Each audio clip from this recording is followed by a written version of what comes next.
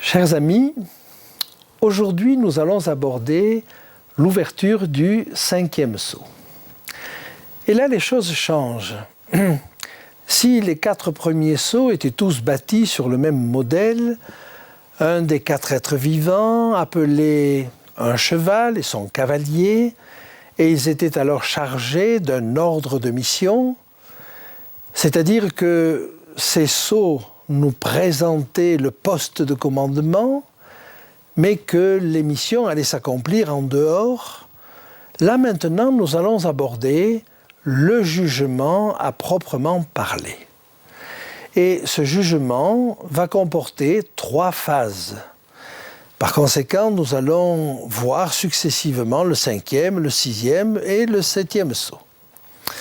Alors je vous propose de lire avec moi, dans la parole de Dieu, au chapitre 6, les versets 9 à 11, qui nous décrivent ce qui se passe à l'ouverture du 5e sceau. Quand il ouvrit le 5e sceau, je vis sous l'autel les âmes de ceux qui avaient été immolés à cause de la parole de Dieu et à cause du témoignage qu'ils avaient rendu. Ils crièrent d'une voix forte en disant « Jusque à quand, Maître saint et véritable, tardes-tu à juger et à tirer vengeance de notre sang sur les habitants de la terre ?» Une robe blanche fut donnée à chacun d'eux, et il leur fut dit de se tenir en repos quelque temps encore, jusqu'à ce que fût complet le nombre de leurs compagnons de service et de leurs frères, qui devaient être mis à mort comme eux. Nous avons là un spectacle assez étrange. De nouveau, nous voilà plongés au cœur du sanctuaire. Et on nous décrit là un autel qui est certainement l'équivalent de l'autel des holocaustes, puisque on y trouve des âmes sous l'autel. Alors, on a l'habitude de parler de l'arche, de l'autel des parfums, mais l'autel des holocaustes est quand même un petit peu particulier. C'est là qu'on sacrifiait les animaux.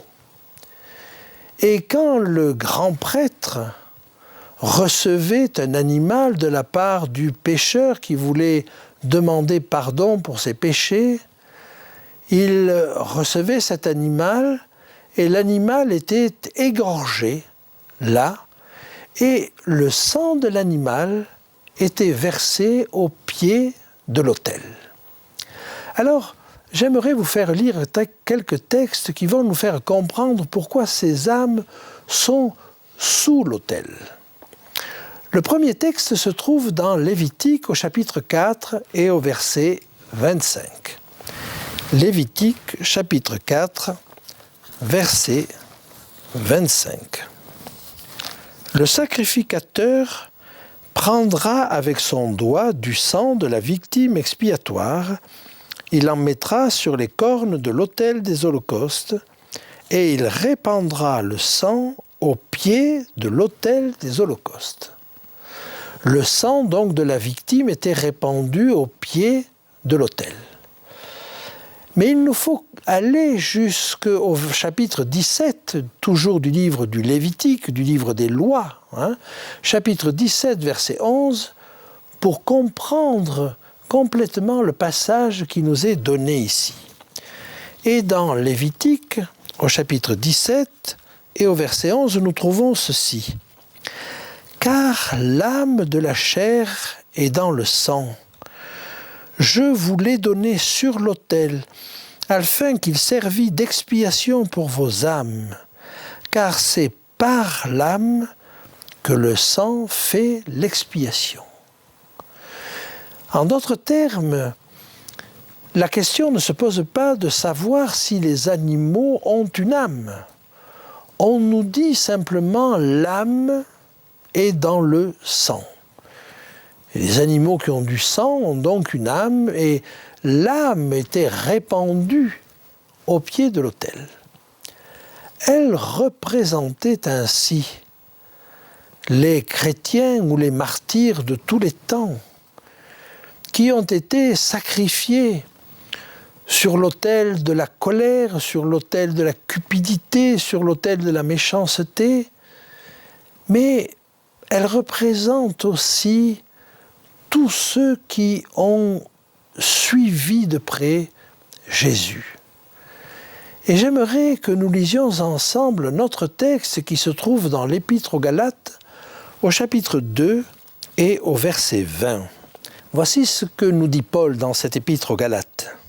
« J'ai été crucifié avec Christ.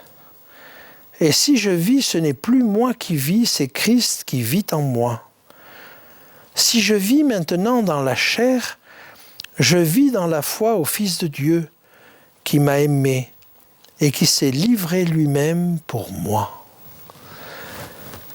L'apôtre Paul, dans cette épître aux Galates, nous invite à suivre Jésus jusque dans la tombe, mais non pas pour y mourir comme un kamikaze, mais au contraire pour suivre Jésus dans ce chemin de renoncement. Et Christ n'a pas fait sa volonté, il a cherché à faire la volonté de son Père. Et il y a là un renoncement à soi-même, une sorte de mort à soi-même à laquelle Jésus nous invite. J'aimerais vous dire qu'il n'y a pas là, me semble-t-il, non plus, l'idée de faire des hommes des robots. Il ne s'agit pas de se mouler tous dans le même moule. En d'autres termes, il ne s'agit pas de renoncer à sa personnalité. C'est Dieu qui nous a créés tous différents. Mais voilà, il souhaite que ce qu'il a mis en nous porte des fruits et que cela produise le meilleur pour nous-mêmes, le meilleur pour notre entourage, le meilleur pour la société.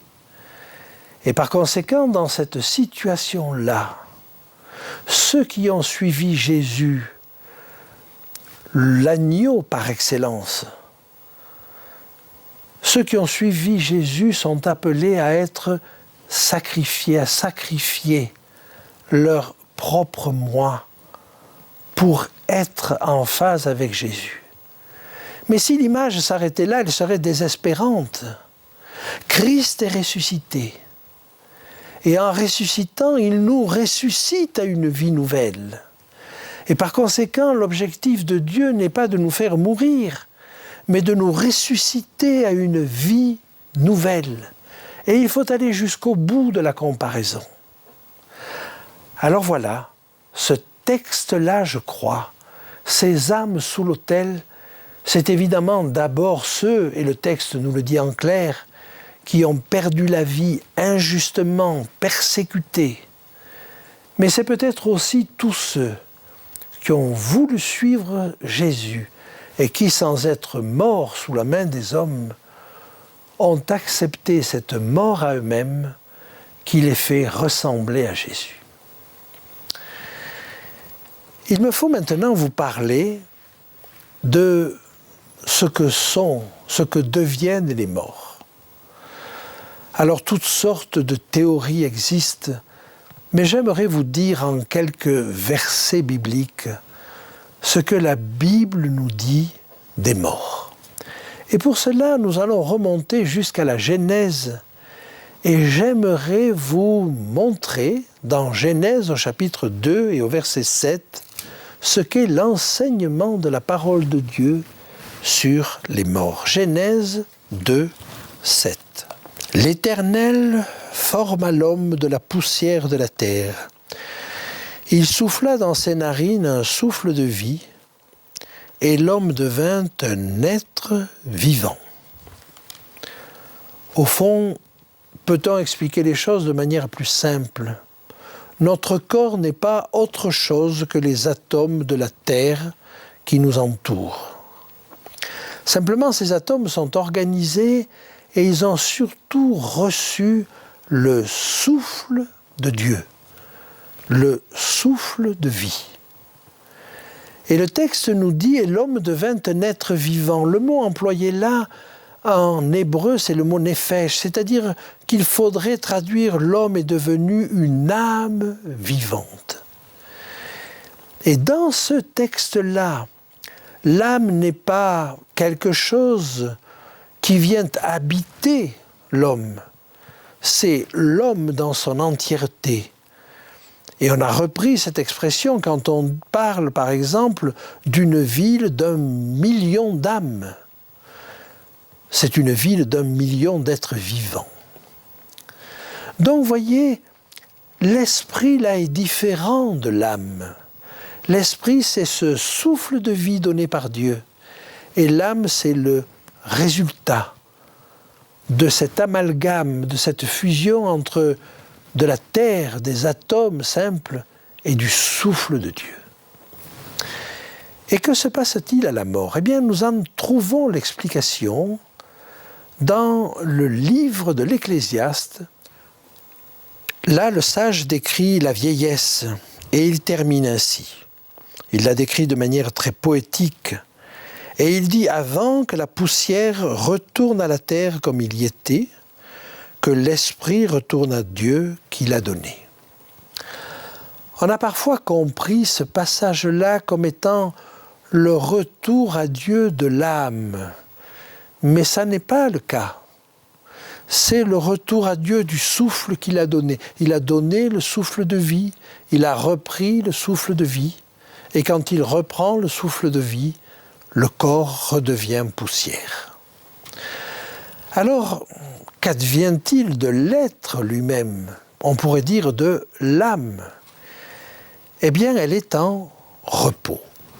Elle est en sommeil. Et contrairement à ce qu'on pourrait penser, l'âme ne retourne pas à Dieu ou ne va pas errer dans des sphères éthérées. L'âme est en repos. Et Jésus lui-même a employé cette image. Un jour, alors qu'il était dans une région, on vient lui dire que son ami Lazare est au plus mal. Et ses disciples l'interrogeant, il va leur dire « Mais Lazare, notre ami, dort. » Alors les disciples, de manière très pratique et concrète pour leur époque, vont dire « Mais si Lazare dort, il va guérir. » Et là, Jésus est obligé de ne pas employer de métaphore, de dire les choses telles qu'elles sont. Et il leur dit « Lazare est mort. » Et comme il a des choses importantes à faire là, il va attendre 1 jour, 2 jours. Et ce n'est que le 3e, voire le 4e jour, qu'il va pouvoir rejoindre le lieu où Lazare, bien entendu, a déjà été enterré. Alors qu'il arrive au village de Lazare et de ses 2 sœurs, Marthe et Marie, vers une maison qu'il connaît bien, parce qu'il y a été reçu souvent. Lazare, Marthe et Marie étaient ses amis. Et Marthe et Marie vont venir successivement à la rencontre de Jésus. Alors c'est d'abord Marie. Et Jésus va avoir à son égard des paroles encourageantes. Regardons ce qu'elle lui dit. Ça se trouve dans l'évangile de Jean, au chapitre 11 et au verset 23 et 24. Jésus lui dit « Ton frère ressuscitera. » « Je sais, lui dit Marthe, qu'il ressuscitera à la résurrection, au dernier jour. » Et vous voyez que Marthe ne se faisait aucune illusion. Elle ne disait pas « mon frère est auprès de Dieu ». et il nous regarde maintenant. Non, Lazare dort et il ressuscitera au dernier jour. Son âme n'a pas une vie indépendante de son corps, non. Simplement, il va falloir attendre la résurrection, ce que l'on appelle généralement la résurrection des corps. Et vous voyez que ses proches, ses intimes, cette famille très très proche de Jésus, avaient une notion très claire de ce qu'était la résurrection et de ce qu'était l'espoir des chrétiens. C'était la résurrection au dernier jour. Qui plus est, quand Lazare va ressusciter, parce que Jésus va le ressusciter, Lazare ne raconte rien sur ce qu'il a pu voir dans le ciel ou dans les endroits où il était. Et par conséquent, si vous voulez, il n'a rien vécu. Le temps où il était mort, il était en sommeil. Et alors, dans tout le Nouveau Testament, on se rend compte que l'espoir du chrétien, en permanence, c'est la résurrection. Ça n'est pas d'aller au ciel dès qu'on est mort, c'est la résurrection. Et je vous invite à lire ce que l'apôtre Paul nous dit dans la première épître aux Thessaloniciens, au chapitre 4 et au versets 13 et 14. Nous ne voulons pas, frères, que vous soyez dans l'ignorance au sujet de ceux qui dorment. Même langage de la part de Paul, de ceux qui dorment, et il veut dire là de ceux qui sont morts. Afin que vous ne vous affligiez point comme les autres qui n'ont point d'espérance. Car si nous croyons que Jésus est mort et qu'il est ressuscité, croyons aussi que Dieu ramènera par Jésus et avec lui ceux qui sont morts. En d'autres termes, c'est au retour de Jésus que les morts ressusciteront et que de nouveau, ils pourront être avec leur Seigneur. Je vous invite à lire un texte dans l'Ancien Testament qui va nous dire à peu près la même chose. C'est à la fin du livre de Daniel, la promesse qui est faite à Daniel. Regardez ce qui en est dit.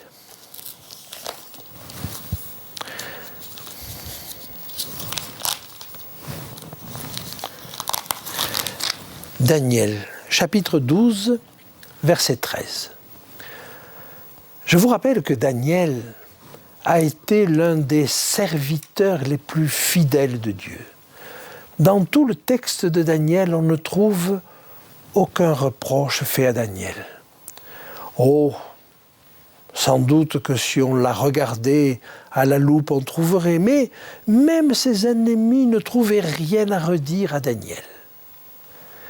Et cet homme d'exception, qui, on le pense, si les âmes montaient au ciel dès la mort de la personne, s'il y en a un qui mérite bien d'être auprès de Dieu, c'est bien Daniel. Eh bien, voyez ce qui est dit à Daniel lui-même. Au tout dernier verset, chapitre 12, verset 13. « Et toi, Daniel, marche vers ta fin.